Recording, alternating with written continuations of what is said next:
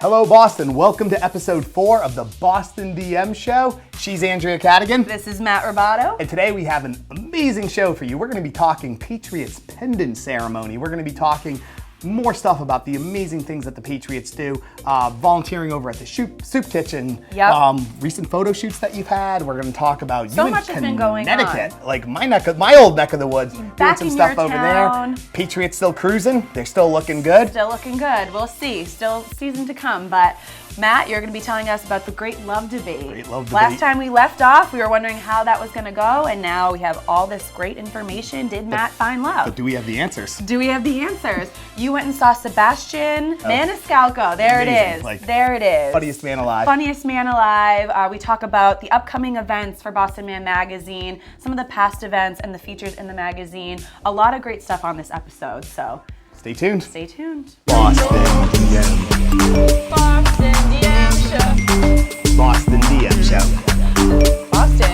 Boston DM Show. Boston DM Show. Stuck in your head yet? Boston DM Show. Welcome to the Boston DM Show. Boston, welcome back. Episode 4 of the Boston DM Show. I'm Matt Ribaudo, owner and publisher of Boston Man Magazine. I'm Drea Cadigan. Another episode. It's been a long time. Here we are, and actually, personally, we talked a lot about summer, and summer is one of our favorite seasons, but fall, I think fall is my favorite season. Like picking you up today to come to the show, and we went and saw just all the changing of the leaves right on the water with the boats. Like, I'm happy to be here. I think if you ask anyone from New England what their favorite season is, they're going to tell you it's fall. They're going to say it's fall, of course. Everyone I talk to, it's my favorite season. Fall and summer, it's beautiful here. Yeah. And well, summer we like because you get past the winter and that horrible time that is now coming up. But I feel like the fall is it's awesome. And the cool weather, football. Football. We're sitting there on our last show, we kind of we're feeling pretty good about ourselves. We were like, oh, can we start talking about the potential of an undefeated season? Well, we were talking about the next game. We were saying the Bills game was going to be telling because that's the first team, that was only our third game. Kind of looked human. That would be telling of if we were good enough for the season. So. But as we sit here, we're still things looking good. Had our first Thursday night game of the year, our only Thursday night game of the year, right? Our only Thursday night game, yes. So how was that? It was great. It was our crucial catch game. So the cancer game that we had every year. So we had a lot of the survivors that came out on the field pregame, and we were so nervous because there was reports leading up to this game that it was going to be torrential downpours. So they cut a lot of things out. We were supposed to do something at halftime. We were supposed to, have all these things to be done, and there was no rain. None. Not even a drop, I know. They spent thousands and thousands of dollars on rain ponchos that they just never used. It was a beautiful night. But they thought it was going to be torrential downpours, and it didn't happen at all. So that made the game that much better. And of course, the win was great. Can't beat that. We had some great touchdowns. The win as in the W-I-N, not the W-I-N-D. Yes. That was bad. That was not good. But that win was nice. Like I said, our defense did great. We had a few touchdowns, interceptions. It was nice. Did you watch it? I did, of course. And it's, the team just, what's great about this is even when we're not hitting our stride yet, we're not playing our best football, and we're sitting here and we're still undefeated at this point. As of the shooting of this show. How many things can be thrown our way before? Josh Gordon got hurt that game. Things have been happening, and we're still in it. We're not going anywhere. Still looking really good. Yes. But so we spent a lot of time talking about a lot of the positive things and the impact that the Patriots organization had. Absolutely. Crucial catch. This was something that I'm just starting to learn about. Yes. Tell us a little bit more about that. Is that another really positive organization or charity that the Patriots are part of? Yeah. So the whole NFL does the Crucial Catch games. It used to just be the breast cancer game. So that was when everyone wore pink, and it was only recently that they changed that to crucial catch. So it's the cancer game, because there's more than one form of cancer. So we each had different colored jackets on to represent the different kinds of cancer. And like I said, we had survivors earlier that day, actually. So I had a night game, and earlier that day, myself, another cheerleader, and Pat Patriot went to a local YMCA, and there were a ton of cancer patients there as well, or survivors, and we actually gave tickets away to people who were there at that game who got to be involved for that pregame ceremony, and it's so emotional, like seeing those people come out on the field, and it's awesome. It's awesome. So yeah, that's something that the NFL does every year. Every October there is a Crucial Catch game. It's amazing. Yes, It's amazing. yes. And you've been busy doing a lot of charity and nonprofit work with the I was Patriots. going to say, this month has been like the charitable month for me with the Patriots, or maybe the Patriots in general, but we did visit a soup kitchen earlier like a few weeks ago now. But yeah, that was one in Boston that Mr. Kraft actually has like a warm spot towards. His wife started going there years ago. So it's a women's lunch place. It's only for women, women homeless shelter. And we go, we make food, we hand out some goodies, and it's something I love to do. Like I said, the reason I even cheer, why I like to cheer, is for the community service. So that was a lot of fun, and it's right in Boston. So I think sometimes you don't realize like how close those things are happening, or how many women you see who are homeless. It's kind of, eye-opening, but you feel so good when you're doing it. Well, and that's the thing too, is like it's a lot of, and I think we can say this with a lot of the different things that we're either involved with or want to get involved with. It's to so many people, it's not that they don't care, but it's out of sight, out of mind. Yes. And yes. if we're able to talk about these things, just share it. So many people have come up to me and just said like, oh, like a lot of these, like, tell us more about some of these different like nonprofits, some of these charities that you're working with. You hear about it, but when you see it, it just impacts you that much more. And it impacts you, and we're able to get more people involved. So yeah. that was something, and that's something else that just in talking to you and just kind of like, us going through everything that's going on in each other's lives, I was just like, wow, that's something else that I'd love to get involved with. And something cool about this specific shelter, so I had visited the women's lunch place my rookie year on the team, and then did it again my last year. And some of the women that I've seen from that time to now, there's one woman in the shelter who actually went from being someone who was there needing help to like helping run the shelter. So like that's amazing to see also. But it's really cool. Yeah. It's inspiring. Yeah, it's very inspiring. Absolutely. You just don't realize what's going on until you see it firsthand. So I'm so glad to be a part of that with the Patriots, to go out and like try to make a difference. And we had some of the wives of the players as well who come along. So that's always nice too, to get to know them, and they're such amazing women. So we had so much fun. And you went from volunteering to celebrating. Yes. So we did. We recently, it's been a while ago now since we won the Super Bowl, but we finally got our Super Bowl pendants. So that was really cool. I know I had told you about it. I had asked you to come a few times, but you were doing something else. Yeah, I was. I would have loved to have gone, and I want to learn more about this as well. But like, I've actually, some of this I've been waiting to ask you on the show. But I was. This was on a Friday evening. What was the? Was it 2 Fridays ago? 2 weeks ago?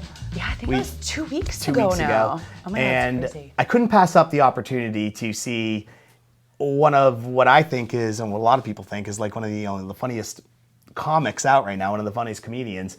It's Sebastian Maniscalco. Yeah. And I don't necessarily love comedy, but this guy is amazing. He was in Boston. You've been for talking one about night, it, yeah. And just his jokes and his punchlines are just so on Where point. was it? Was that So the Garden? It was at the TD Garden. Yeah. And what's interesting is the first time he was here a couple years ago, he barely sold out the Wang Theater, which is amazing. The Wang's a great place, but we're talking a couple thousand people versus the Garden. 20,000. 20 plus I thought that sold was out. crazy. I heard some people say, when you told me you were going, and then I heard more and more people saying they were going to this show, and I thought, a comedian to sell out the Garden, that's huge. Like, I don't think I've heard of that. He's top of the food chain. You're talking like the best of the best are the ones that end up doing that. But anyways, fantastic show, and like that's something that next time, he actually, another thing, like I spend a lot of time down in Atlantic City. I love Atlantic City.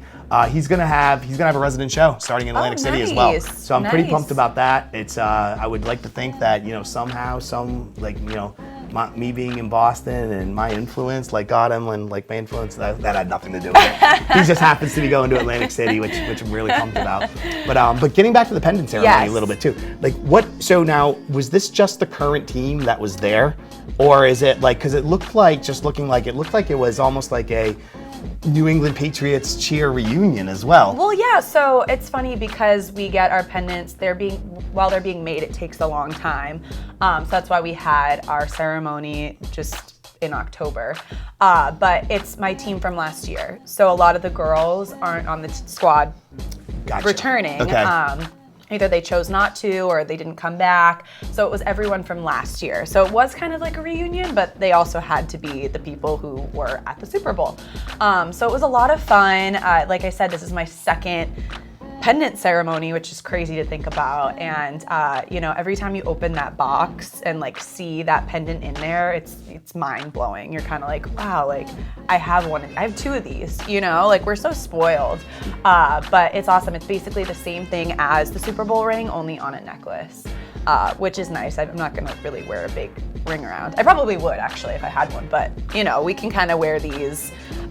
They're more feminine and they're awesome. They're awesome. I keep it like kind of at my parents' house. My dad kind of likes to like have it and just leave it out in his office or something like that. But yeah, it's so cool. It's so cool. Well, it's interesting too. It's just talk about us being spoiled, and at our last Boston Man event, one of our guests asked, they were talking about the pendant ceremony a little bit, and this gentleman was asking me a little bit about it, and he's like, so wait, they do a pendant, so do the girls get to do a pendant ceremony every year? Mm-hmm. And I'm like, well, they would like to. Recently. But recently. Yeah. So, hopefully there's going to be one this time next year as well. I know, the way it's going, hopefully, but I can't complain. I have two, so I'm like, I'll take all I can get right now. Some girls, never get them, but it's crazy. And then my sister as well has two, because she cheered for Super Bowl 49, and then she was working for the team at Super Bowl 51. So she has two pendants and I have two pendants. So and I'm like, isn't that insane? So you guys are tied neck and neck right now. Neck and neck, I know. I'm like, one more.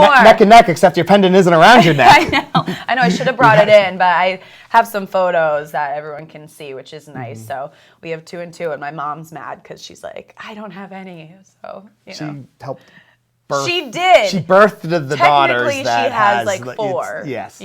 But that's okay. So that was really exciting. But that was like an interesting. So that was just one of the many interesting things that gets asked of us at the Boston Man Legacy Club events. I'll have to bring it maybe for our next one or something. And I want to actually share. So someone you introduced me to, Michael Zotos with Performer TV, put together this. Absolutely. So he comes to our events, and for those he does some questions and answers with his crew. He has some great videography. Puts together some tremendous video recaps, and we want to share with you. This is the Performer TV, Michael Zotos. This is some of the question and answers and highlights from our Encore Legacy Club event from this past September. Mm-hmm.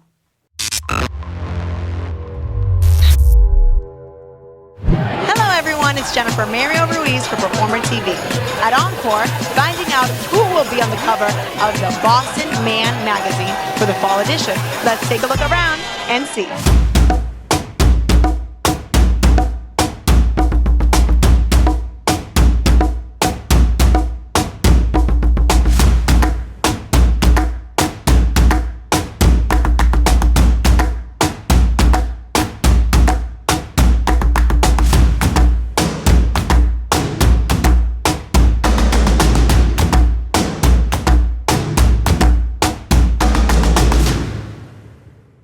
And wow, what an honor. If you see this familiar face, it's because it's Kevin from Big Brother. How are you? Kevin from Big Brother. I'm doing fantastic, Jen. It's nice to be here. I'm having a great time meeting everybody. And you look amazing. Thanks. One of the best dressed here tonight. How do you feel of being here tonight? Man, I'm having a great time. For years I've raised my children, so I didn't get out much. It wasn't like I didn't get out. I went to the wrong places.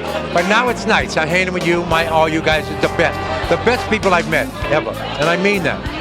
Well, thank you so much. You look handsome. Enjoy the night. Get some cocktails and let's have some fun. I am.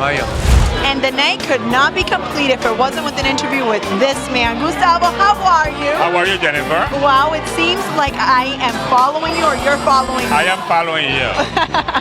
If people look at us, they know I am the follower here. That is amazing. What can you tell us a little bit about your column in this magazine? Actually, I can tell you that because I just got inspired. We're going into the fall season, so I'm going to talk about a statement outerwear. Because people are used to the parka. No. Let's take it to the next level, to the Gustavo level with a little color, and we're going to talk about a statement outerwear, which is making you be apart from the crowd. You know what I mean? Wow, so we're very excited. Thank you for everything you do. And you guys, stay tuned for the do's and don'ts of fashion. He's On out point. to get you. Hey, stay on point. Boston Man Magazine. Thank you. I'm here with the beautiful Andrea Cadigan. Andrea, amazing as always. Thank you. It's so good to see you. Good to see you. How do you feel being here in another great night of Boston Man Magazine? It's awesome. You know, I've been here since the beginning, so every event just gets bigger and better. We're at the Encore. This place just opened. The fact that they wanted us here, it's amazing. It's amazing. And we got some spectacular news. I'm a Patriots fan, home base. Edelman is part of the team. How do you feel? And I saw you were at the shoot. How is that going on? That was crazy as well. Like I said, these events keep getting bigger, and the people that are coming, that are on the cover, get bigger as well. So we had the shoot with Edelman the other day, and it was so much fun. He killed it. It was, you know, being part of the Patriots organization and seeing him there, like outside of that. He's a normal guy, but he was so excited to do it, and we had so much fun. So I can't wait for October to come, where we reveal the cover. It's going to be awesome. Well, congratulations. You look beautiful as always. Continue doing the amazing work, not only with Boston Man, but in the community. Thank you so much. The creator himself, Matt, another great event. I am in shock. How do you feel tonight?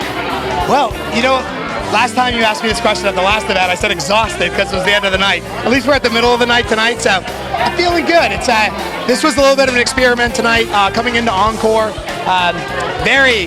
It's interesting layout, so I'm trying to facilitate people and get everyone conversating. But one of the beauties of this is, and I always say this, is like we put together a room of just outgoing movers and shakers, like people that just know how to make a difference and how to have a positive impact. And I don't really have to do much. Like I can just sit back here and watch everybody, and it just organically happens. Like even just like as we're talking, I'm looking around just smiling, seeing everybody just exchange business cards, talk to each other, hugs, like drinks, like just a great old time. And it's the beauty of this is we're building a community, and we continue to build this community every event, every month, every issue. And it's people that genuinely are looking out for each other and building relationships that lead to business, but they don't just lead to business. It leads to just getting together on a Friday night, like a friend to talk to, a shoulder to cry on, whatever it is. This room is filled with those people that'll do that for you. Well, thank you from the bottom of my heart, because when I saw you, the first thing you said was, how's your dad doing? Which is one question that I've been getting a lot from a lot of people that met me through these events. So from the bottom of my heart, great job. Let's continue having a good job, and let's continue with this edition. Absolutely, and I'll just you guys saw the big announcement tonight. We just officially signed Julian Edelman. Boston Man Magazine is going to be on the cover of the autumn issue. Big event, October 22nd. I can't say the location because we can't have everybody in the city just coming to it. But become a Boston Man Legacy Club member or an advertiser with our magazine, and you'll be part of this, and you'll get to invite guests. Yes, go Pats, and that is an amazing news. Congratulations. Thank you so much.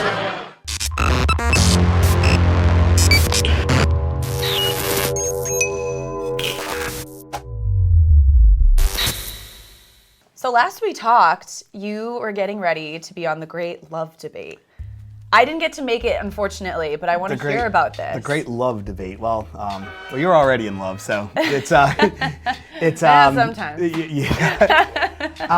So we were on. It's the Great Love Debate. It's this host with Brian Howie. He is a love master of some sort of guru. Has a podcast, has this show. It's aired on the Bravo network. It's aired on the CW network, and he goes city to city.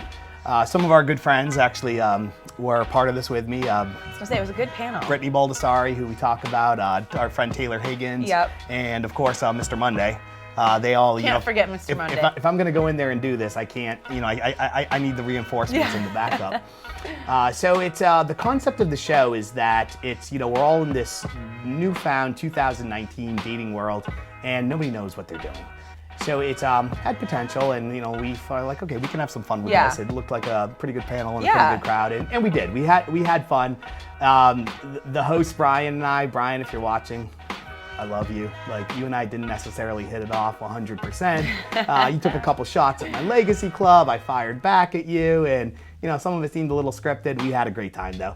And but one segment of the show, and this is what I say, like I think like we could have made it a little bit more unique and special to Boston. Yeah. It's he calls up for a little skit. Yeah. And he happens to call up Julie Vaughn, who's one of the event specialists for And this Boston is Man supposedly magazine. not. Well, he doesn't know this. Yeah. He's calling out people in the crowd.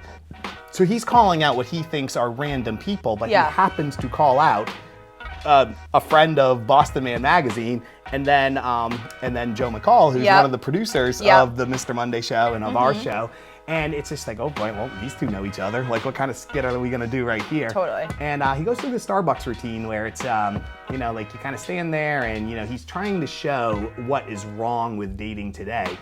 But of course, Julie and Joe absolutely hit it off on this skit. They, Nailed it. as the skit goes, they like agree that they, would meet up with each other for this, fictional second coffee or whatever it is. And he immediately goes right into, all right, let's break this down. What did she do wrong? She was on her phone. Her body language was off. He came up. He cut her in line. Well, I feel like that's contradicting. I was like, whoa, time out. So keep in mind, like I had a mic. And I was just like, whoa, it's Brian. This is not whatever they did, they read each other and it worked. And I think, and that's where I jumped in, is like, I think that we all go through these boxes that we check, like, my takeaway from all this. Yeah. And we have something played out in our mind, how it's supposed to work, but we're not good as a society at calling the audible when we have to, or reading and reacting to a situation. But That's it was interesting, a great. But you know what? We had a lot of fun. Brian and I were laughing it up afterwards, and there always has to be a protagonist and an antagonist in this. I don't know who was the pro in the end, but we had some fun together, and Yeah. look for some clips of this. Like, I don't know what's going to be used, but it's going to be aired on potentially a future episode of Brian's show, The Great Love Debate. So check it out. He's got some fantastic sizzlers out there. The man's working really hard, going city to city, and he's definitely bringing whatever the takeaway is. He's entertaining people all across the country. Absolutely. Well, it sounded like fun. I wish I could have been there to see that. But the $64,000 question, which you asked me last show, is will I find love? Unfortunately, I did not find love on The Great Love Debate. But it was still a lovely evening, though. There you go. Maybe you helped some people. Oh, we'll see. I mean, I wouldn't listen to anything I say. Be entertained by it, but I don't know if I'm not necessarily in the position to give advice. You never know. It just came out, so never know. We'll You see. never know. We'll see. But we have a Legacy Club event coming up. We do. Yeah. The next one. So we will. It's October 22nd. I saw the finished magazine, and it's great. Just wrapped up the magazine last week. Yep. I tell you, so going back to my, whatever my situation is, my mother jokes with me. She's just like, you haven't given me a grandchild yet, but you've given me a magazine. And I say, Mom, you know what? I will never That is my child. I will never know what it's like to give birth, but every time one of these issues comes out, it's like it's for me what I think giving birth is. It's hard work. It's like I am literally in labor for 48 hours straight. I'm telling like you, getting once the final you do edits find your in. wife and she's having a baby, she's gonna hit you in the head for that comment. I mean, thank God my creative director, Ashley Bruce, is an angel. Yeah. She lives down the road from me, so I'm able to like roll out of bed on a Saturday morning, get her up after a Saturday South Boston selfie night out, and we sit there and we edit going through like every part of the magazine. And You it's have to. Yeah, that's part of it. Yeah, it's just like, thank God she likes doing this, because I'd be lost without her. But And it looks great. But this magazine looks fantastic. It absolutely looks fantastic. And it's coming out on the 22nd at our next Legacy Club event. As we know, like our boy is on the cover. Yes. Julian Edelman. It's our first year anniversary issue as well. Absolutely. He will be there with us to celebrate and to have a good evening. And they're always great evenings. we're excited. Yeah. We're really excited for this. Yeah, and I know you wanted to talk about some of the past events too. Didn't you want to talk about the Tresca event or? Yeah, so it's something that I think would be fun to incorporate into the show is speaking of our 1 year anniversary, we have this is our 5th issue that's coming out. So in our first issue, a big thing that we try to highlight with Boston Man Magazine all the time is we want timeless material. We want to feature stories that can be not retold, but like you can go back a year from now or a year in the future and look back or whatever it is, and you can say like, I can read this and it's still relevant. Still relevant. It still That's means important in something in the magazines, city. yeah. And in winter 2000, so January 2018, our winter issue this past year, we did a nice feature on Tresca Restaurant where we had our January event. Yeah. Actually, was that the first event where that you came to too in Tresca? Is that where we officially started all of this? I believe it was. We had been in communication with each other. It was cold, so Yep. I remember the first time I went to, it was cold. But it was so much fun. I think it was. Started all this madness. Yes, isn't that where? I mean, we had been texting and emailing each other for a while. Yes, but it was. But here we are now. That was we the are. event with. Was that the former Eagles player? So yes, the Funny little story, that's why I was kinda the founder, and we'll rewinding. we'll kind of jump around a little bit here, but the founder of USA Man Yeah. is a gentleman named Ken Dunnick. Yep. So he started this whole concept. So the Boston Man, USA Man concept, it's in two cities. It's in Philadelphia and it's in Boston. Yep. So this is something, and so Mr. Dunnick, who's actually coming up for our event The next on the event? 22nd as well. Oh, nice. He came up to Tresca and he supports me wherever he can.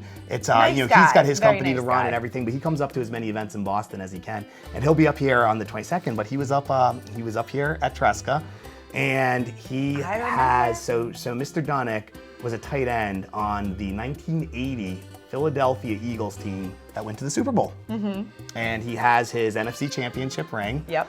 And I remember. And what was your and as you had your pendant that night? I did have my pendant that night. So we're on the red carpet taking pictures. What was your I felt bad. what was your observation? I kind of felt bad because I mean, obviously he should be so proud of his NFC But ring. what was the term that we called it?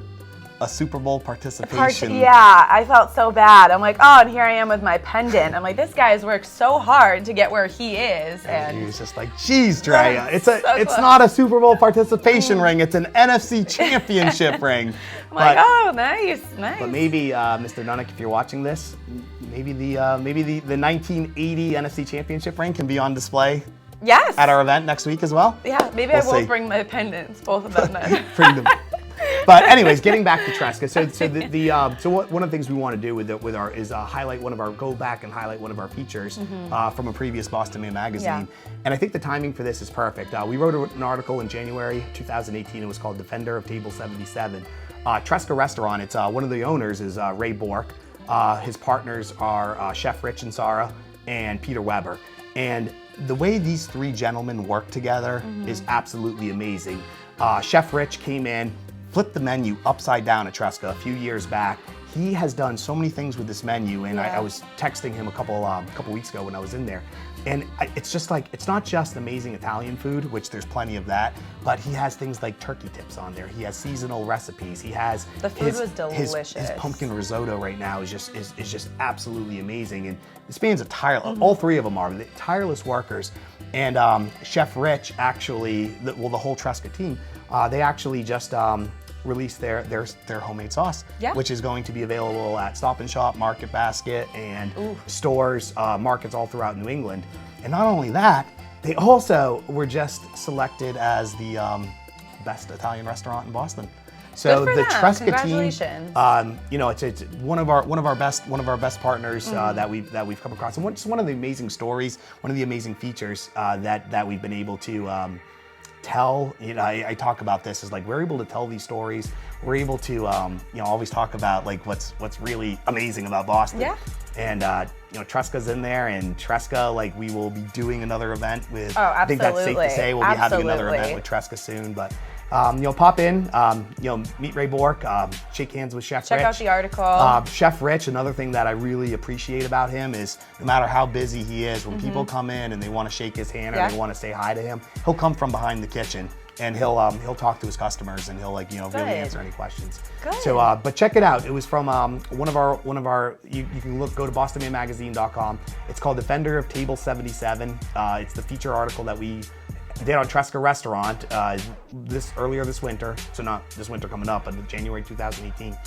And the whole other concept about Tresca, which makes them really unique, is Table 77. Of course, 77 was Ray Bork's number, but 77 is the most romantic table in all of Boston. It's that little outside table, which you can only seat two. Okay. But you're overlooking Hanover Street, a summer evening, Which even is like these beautiful nice fall. anyway. It's Yes. if you can get a reservation, I highly recommend you doing it. It's very competitive. Get in there. But just check it out. Maybe say you're friends in the Boston DM show. We sent you. It might work. It might work for you. So let's get like another thing that I wanted to ask you about. I say it again, like when I haven't seen you as much as I've wanted to lately. It's busy month. That's so. What were you doing in Connecticut? Yeah, so your home ground. That's my home ground. Yes, my parents live in Connecticut. My family lives in Connecticut. My goddaughter lives in Connecticut. Farmington, yes. Connecticut? Does that sound familiar? Very close to my sister and yes. my brother-in-law and my nieces and nephews. Absolutely. So we actually were filming for Connecticut Live on NBC. They had a segment just on fall fashion. So Nordstrom's was part of it. So me and 2 other girls were there as models. And I didn't realize they film all of their Connecticut Live segments in the mall there. So I thought that was kind of cool because walking through, like they're always in that spot. Maybe they'll do other features here and there, but mostly every morning they're right in that mall, which is in Farmington, right? Yeah. What's the name of that West mall? Farms. West Farms, yeah. So it's a really nice mall too. I walked around after because I was like, this is a really nice, clean mall. But it was awesome. Yeah, it was for NBC, and they just brought out a lot of fall fashion, something I had to shoot a little while ago too, and people keep putting me in like the pantsuits. I don't know, that must be a big thing right now. I've never been a pantsuit type of girl, but yeah, that's in for this fall. Oh, wait, didn't you wear a pantsuit though for our Camille shoot?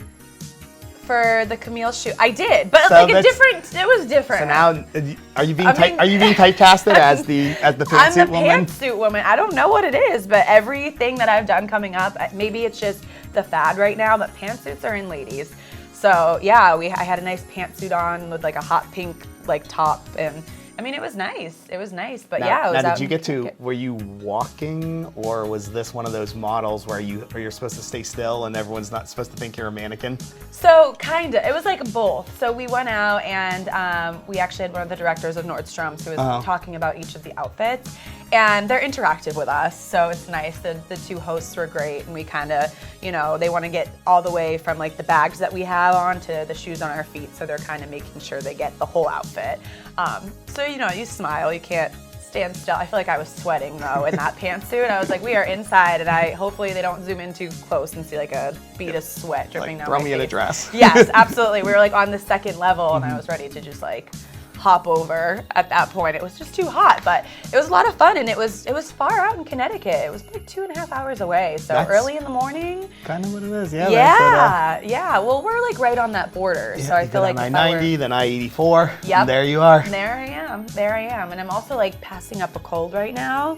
I told you that I was like sick throughout that time too, so I was like, oh my gosh, this is just torture right now at 9 a.m. to be there, It was a lot, but it was fun. It was fun. Nice to drive through Connecticut, which is where you grew up. Which is where I spent many memories in that. I spent in the West Farms Mall as well, in previous life before I got into marketing and magazines and shows. I worked for American Eagle Outfitters. We were talking about that on our way here. Yeah, what brought me from Connecticut to Boston was I was offered my first store in Saugus at the Square One Mall. Yeah. But when I was in college, I was an assistant manager with American Eagle Outfitters, and West Farms was one of the stores I would go to help out at. And I always, I was an eager beaver. Like I would travel all over Connecticut, even though I didn't have my own store. I was an assistant manager, and I would just always wanted to be. You made that store your own. I always wanted to be helping out at all these different stores. So man, that's way brings back in the day. memories for you, another lifetime ago. No, I don't get the American Eagle discount anymore. Anyone that's wondering, it's Alan Rouleau-Couture. That's where I shop now. You've moved your way up. Yeah. But anyways, another new segment that we have for our show is, we are called the Boston DM Show. Yeah, and so we want people to send in questions or comments, into our DM. anything. And we have one of our regular viewers, listeners. Yeah. Big Boston sports fan. You can tell from his Hector. Instagram. Yeah, Hector from Rhode Island. He is the pride of the little roadie. So roadie being spelled like the abbreviation of Rhode Island. I can't keep up with Hector because he changes his Instagram handle every month or so. Yeah. But a couple things about Hector, like this guy he's as passionate about the Celtics, the Patriots, the Red Sox, and independent wrestling as anyone you will ever meet. He also is known as the guy that throws out more Women Crush Wednesdays than anybody in I Boston. think I saw that when we were going through his profile. You've been a winner on a couple of occasions. Thank you, Hector. And Appreciate it. and I've had the honor of meeting Hector after a Celtics game Yeah. on a couple of occasions. And this guy really is like he's the pride of the little roadie, but he's the pride of Boston sports. Yeah. And he had a question for us. He wanted to know. He slid it into my DM. He wants to know who This is a good our question. dream interview would be, both historical and present. So when I heard this, that's the first thing I thought was like, okay, does he want to know now, like alive or dead? We were talking about this. This is a good question. So I like where you took this question. I read this, and maybe I know Hector a little bit.